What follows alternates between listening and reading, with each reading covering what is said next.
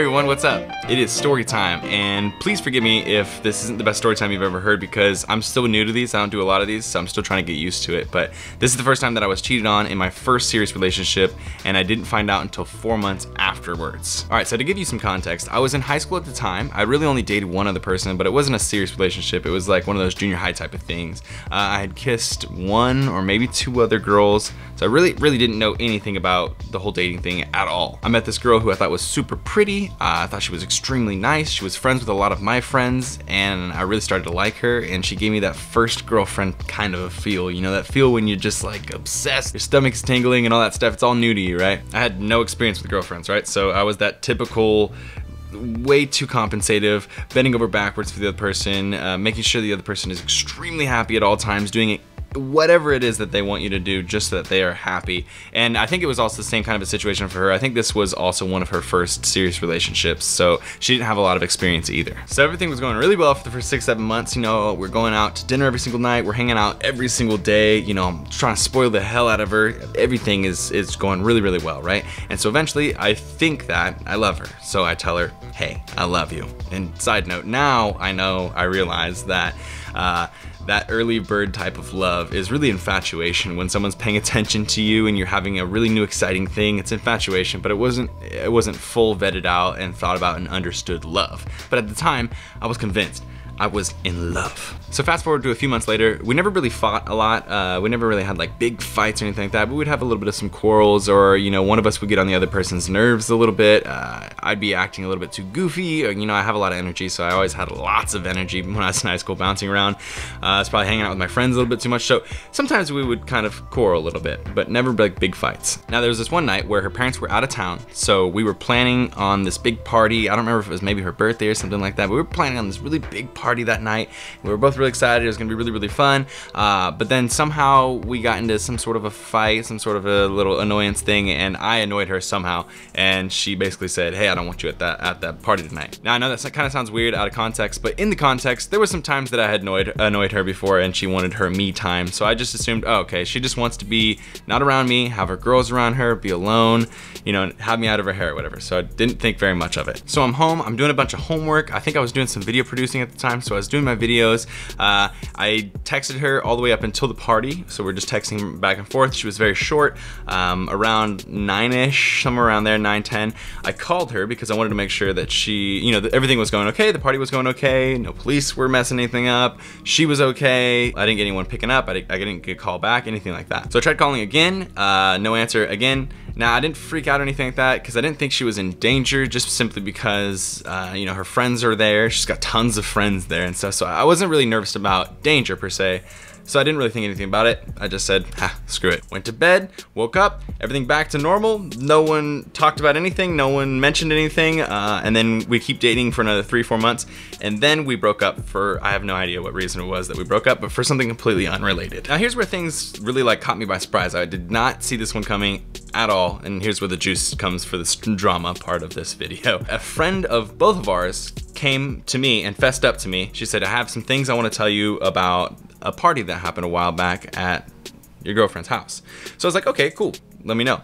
She said basically at the beginning of the night, they were all just doing their thing. Everybody's like yelling, doing their thing, drinking and stuff. Then after about an hour into it, she bring out her laptop and played a rap song that I had made her. Basically it was just like a rap about how much I loved her and stuff, and it was super groovy and terrible. Basically everybody in the room in the kitchen was just laughing at it, making fun of it and stuff. So that kind of sucked, but I was like, okay, cool. Is that what you had to fess up to me? And then she was like, well, there's something else I have to fess up to as well.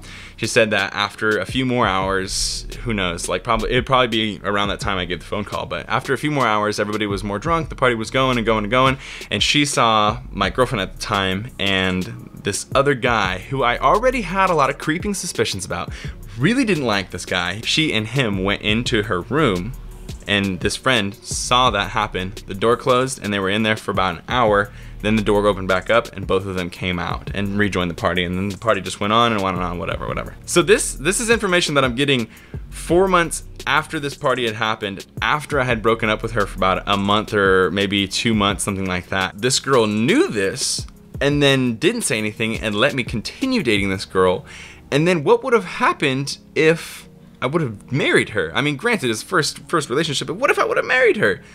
I mean, I would have felt bad being that friend that knew this little secret but never like fessed up about it because, I don't know, just too nervous or whatever. I personally wish she would have came to me that next day so I could have just been like, peace. So anyways, that is pretty much the story. All of this coupled with a second experience with a different girlfriend really like kind of ruined, it created a bunch of trust issues for me, and I brought those into the later relationships, and it wasn't really a good thing at first because I was just overly protective and like overly cautious and jealous, and you know, sometimes I'd blame the other person for things they shouldn't be blamed for. But ultimately, I think all of it ended up being good because now that I've lived life a little bit more and used the bad experiences with the good experiences and combined them into experience, I think it's really helped me because it allowed me to be more cautious and more realistic. So instead of just having a fairy tale type of relationship where I jump into it and I'm like, I love you.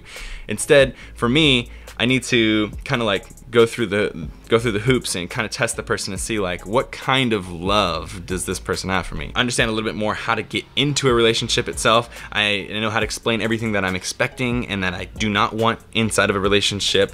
I know to move more slowly with all sorts of ideas in a relationship, especially love. I also know how to communicate more and just in general be more open about things that are going on as they're going on instead of holding them down, because a lot of that stuff probably could have helped get around that event happening, or at least just had us breaking up before that even happened at all.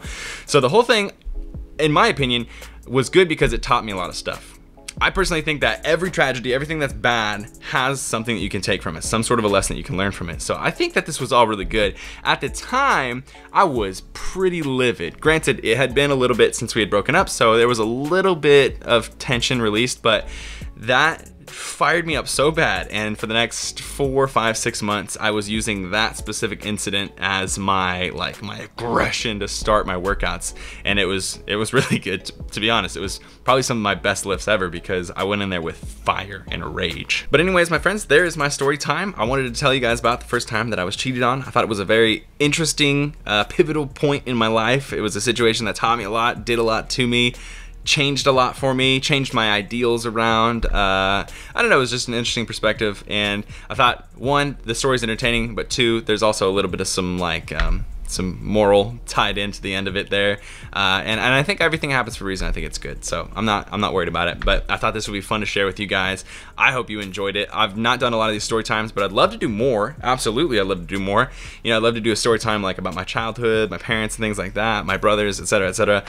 So if you guys enjoyed this, please give it a thumbs up. Let me know what you thought in the comments below. That helps me understand a lot more about what you guys enjoy. If you enjoy hearing me talk, then you guys can check out my podcast. It is brianspodcast.com. I have a podcast up once a week, maybe twice a week, and subscribe if you're not subscribed already.